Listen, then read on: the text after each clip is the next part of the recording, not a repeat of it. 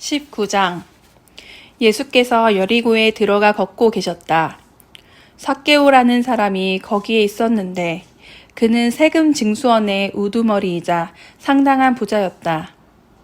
그는 예수를 보고 싶은 마음이 간절했으나 무리 때문에 시야가 가렸다. 키가 작아서 사람들 너머로 볼 수가 없었다. 그는 예수께서 지나가실 때 보려고 먼저 달려가 뽕나무에 올라갔다. 예수께서 나무 밑에 오셔서 올려다보며 말씀하셨다. 삭개오야, 어서 내려오너라. 오늘은 내가 내 집에서 묵어야겠다. 삭개오는 자신의 행운이 도저히 믿기지 않았다. 그는 나무에서 내려와 기쁜 마음으로 예수를 자기 집에 모셨다. 그 일을 본 사람들이 하나같이 붕괴하며 투덜거렸다. 저분이 무슨 일로 이 사기꾼 같은 사람을 가까이 하는가? 삭개오는 놀라서 그냥 그 자리에 서 있었다. 그가 더듬거리며 사죄했다. 주님, 제 수입의 절반을 가난한 사람들에게 거저 주겠습니다. 그리고 제가 남을 속인 일이 있으면 그 피해액을 4배로 보상하겠습니다. 예수께서 말씀하셨다. 오늘은 이 집에 구원이 임한 날이다. 여기 아브라함의 자손 삭개오가 있다. 인자는 잃어버린 자를 찾아 회복시키려고 왔다. 그들이 말씀에 집중하고 있을 때 예수께서 다음 이야기를 들려주셨다. 그렇게 하신 것은 사람들이 예루살렘 가까이 이르면서 하나님 나라가 금방이라도 나타날 것 같은 기대감으로 고조되어 있었기 때문이다. 왕가의 자손인 사람이 있었는데 그는 자신의 통치권을 위임받기 위해 멀리 본국까지 다녀와야 했다. 그는 먼저 종 10명을 한 곳에 불러 모아 각 사람에게 돈을 얼마씩 주면서 내가 돌아올 때까지 이 돈을 잘 운용하여라 하고 지시했다. 그런데 그곳 사람들은 그를 미워했다. 그래서 그들은 그의 통치에 반대하는 탄원서를 작성하여 사절단에게 들려서 보냈다. 우리는 이 사람이 우리를 다스리는 것을 원치 않습니다. 통치권을 위임받고 돌아온 그는 돈을 맡겼던 종 10명을 불러 그들이 돈을 어떻게 운용했는지 알아보았다. 첫 번째 종이 말했다. 주인님, 주인님의 돈을 2배로 늘렸습니다. 그가 말했다. 착한 종아, 잘했다. 내가 이 작은 일을 믿음직스럽게 해냈으니 내가 너를 10성읍을 다스리는 자로 삼겠다. 두 번째 종이 말했다. 주인님, 주인님의 돈으로 절반의 수익을 남겼습니다. 그가 말했다. 내가 내게 5성읍을 맡기겠다. 다음 종이 말했다. 주인님, 여기 주인님의 돈을 안전하게 가져왔습니다. 저는 그 돈을 지하실에 숨겨두었습니다. 솔직히 말씀드리면 저는 두려웠습니다. 제가 알기로 주인님은 기준이 높고 적당히 하는 것을 싫어하여 어리석은 짓을 용서하지 않으십니다. 그가 말했다. 내 말대로 나는 어리석은 짓을 용서하지 않는다. 그런데 너는 어리석은 짓을 했구나. 왜 너는 그 돈을 안전한 곳에라도 투자하지 않았느냐? 그랬더라면 조금이라도 이득을 보았을 것이다. 그가 거기 서 있는 사람들에게 말했다. 이 자의 돈을 빼앗아 내 돈을 2배로 늘린 종에게 주어라. 그들이 말했다. 하지만 주인님, 그 사람은 이미 2배를 가지고 있습니다. 그가 말했다. 내 말이 그 말이다. 너희가 목숨을 걸면 상상도 못할 만큼 많이 받게 된다. 그러나 안전에 급급하면 빈털터리가 되고 만다. 나의 통치에 반대하는 탄원을 했던 이 원수들을 여기서 끌어내어라. 다시는 여기서 그들의 얼굴을 보고 싶지 않다.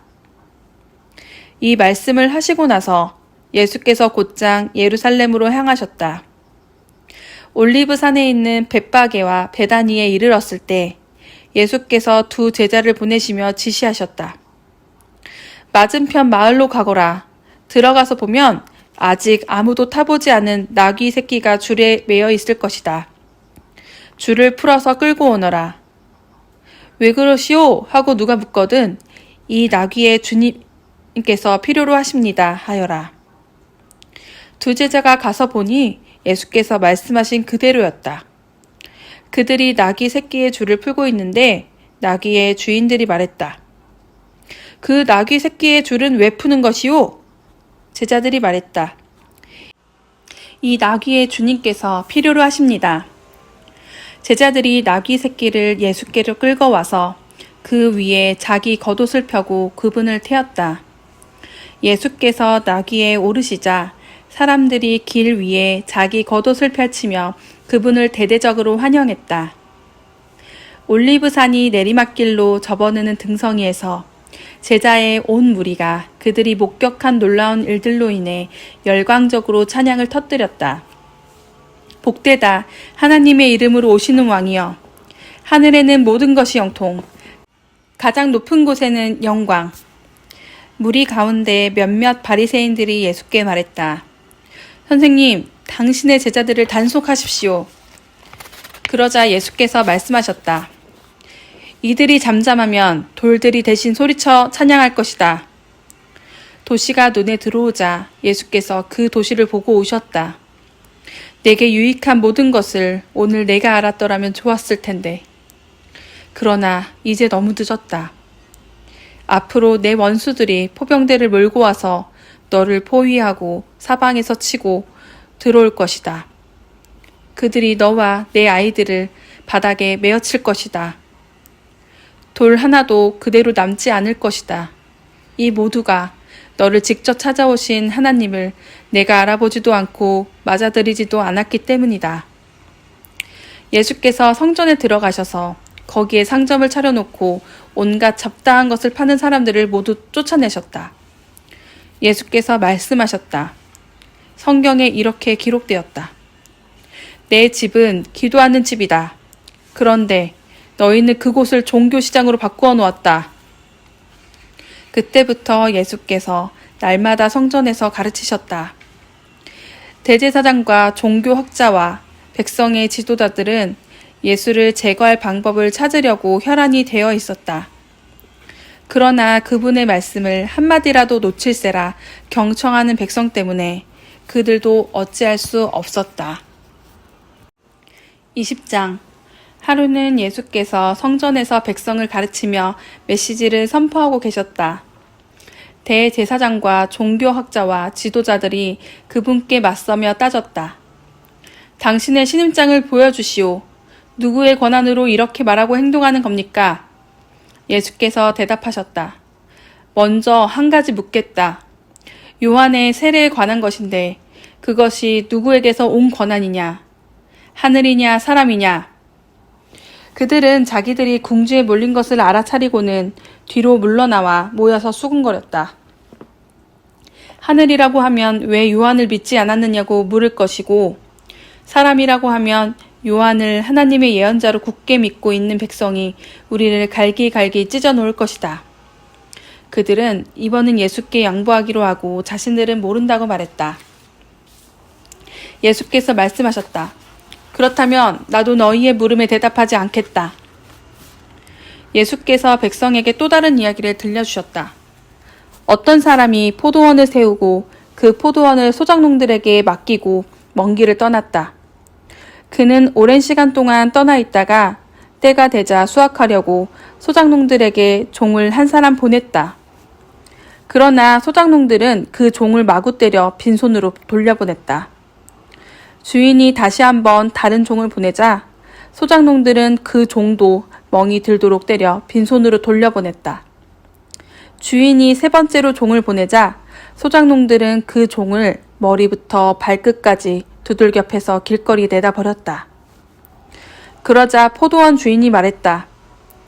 이렇게 해야겠다. 내 사랑하는 아들을 보내자. 저들이 내 아들만큼은 존중하겠지.